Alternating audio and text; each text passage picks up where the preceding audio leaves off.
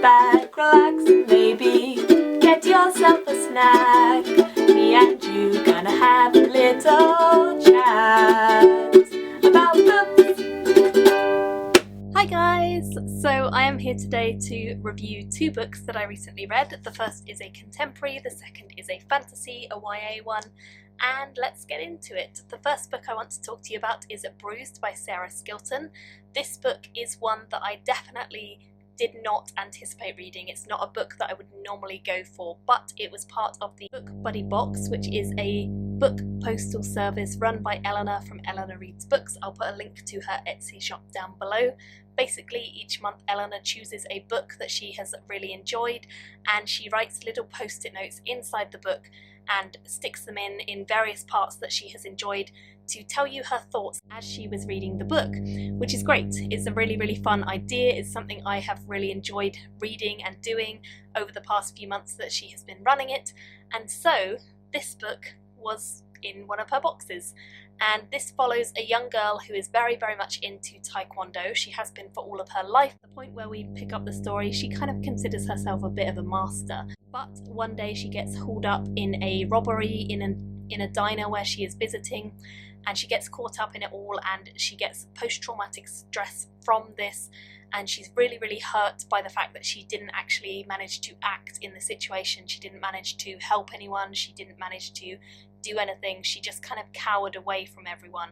And so the incident really scars her, it really puts her off Taekwondo, it makes her lose a lot of confidence in herself, and it was certainly an interesting book from the point of view of PTSD and from the point of view of really understanding why we do things and what our passions are and whether they help us and whether they're beneficial or not to us. I really enjoyed many elements of this book. However, I could not get past the fact that it was contemporary and it wasn't very unpredictable, it was quite predictable. So even though this is a story I wouldn't normally read, I could tell you from the start what was probably going to happen, and it did. Now, I do think the ratings that I give to the Book Buddy Box books is usually pushed up by the fact that Eleanor's post-it notes are in the books, and I think this is the case again with this. I ended up giving it 3 stars. It was definitely a likeable read, but it was very predictable, and for me I just wanted a bit more from it. I feel like there was so many directions that we could have gone further into the PTSD, we could have gone further into the recovery process of something like that happening to a person, but we only got glimpses of that. We didn't really get a full explanation about how she was going to heal, and I would have liked to see more. It is a short book, so there was definitely space to go further into the topics and really dive deep into those situations that were so terrifying for all of us. So I think it would have been nice to see a bit more from the author. I did really enjoy the post-it notes as always, and I think that definitely pushed me through to the end of the book because I don't know how far I would have got without those.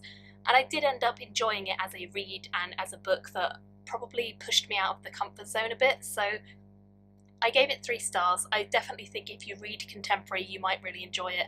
If you're not a big contemporary reader it may not be a book for you, but I always recommend Eleanor's Book Buddy Box.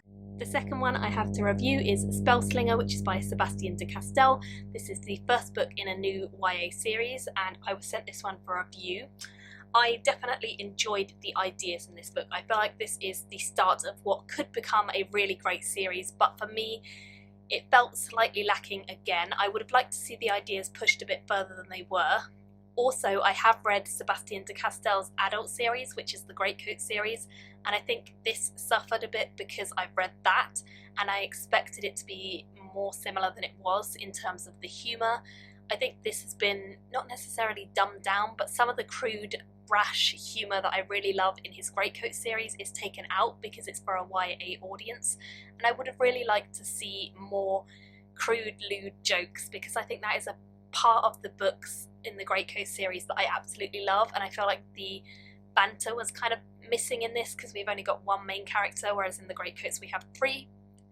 So there were a few things that I didn't love, but with that said I do think there is definite potential for a really strong series here. I love the fact that we're following a trickster. The man, Kellen, who is our main character, is part of a school where they are teaching their kids to learn magic, but he has not managed to break any bans, which is basically like showing off his magic yet. And so he is approaching the day where he has to go through some tests and trials to prove himself, and he knows that the only way he's going to make it through is through tricking them rather than having to actually complete it with magic. So he tries his absolute best to win through the various different rounds and different things that he has to accomplish through tricks and essentially cheating, which is great fun to see. Along the way, he realises that he is wrapped up in something a lot bigger than just himself, and the people that he believes are great family to him, wonderful people who have saved his race, are actually a lot more sinister than he first anticipated. He meets a woman who comes from a very different background, and she teaches him a lot about the world and the way that things were and how history has been twisted. She also teaches him some different types of magic that he can use, sort of hand trickery, sleight of hand, and different ideas and weapons that he can employ against other people. And there are like rabbit, squirrel kind of crazy animals in this, which is kind of cool. It's definitely a weird book. It has lots of different elements trying to come together, and I feel like it didn't quite achieve what it wanted to in book 1, but possibly it will come together better in book number 2. I do think it's a fun series. If you like YA and fantasy, you're probably going to really enjoy it because it does have so many fun elements to it, and there are some great moments within the book. But for me, it just felt a little bit lackluster, and it didn't really meet the expectation I had for a new series from this author, just because of how much I enjoyed the Greatcoats books. I do think it is a series that a lot of people will enjoy, and if this is your first read by him, it's probably going to be really well received. But for me, it just didn't really tick all those boxes I was hoping for, and so I ended up giving it a 3 stars overall. It's definitely likeable, it definitely has potential, but I would like to see more from this series, and I do feel like it has been slightly toned down to fit a YA market rather than being a great adventure story for a YA audience, which is kind of what I hoped it was. So I'd love to hear your thoughts if you guys have read this one. What did you think of it? Thank you all so much for watching. Let me know your thoughts on both of them, and I will see you all very soon in my next video. Bye guys! Thank you for watching my video today. Go pick up a book, then come back and chat with me again.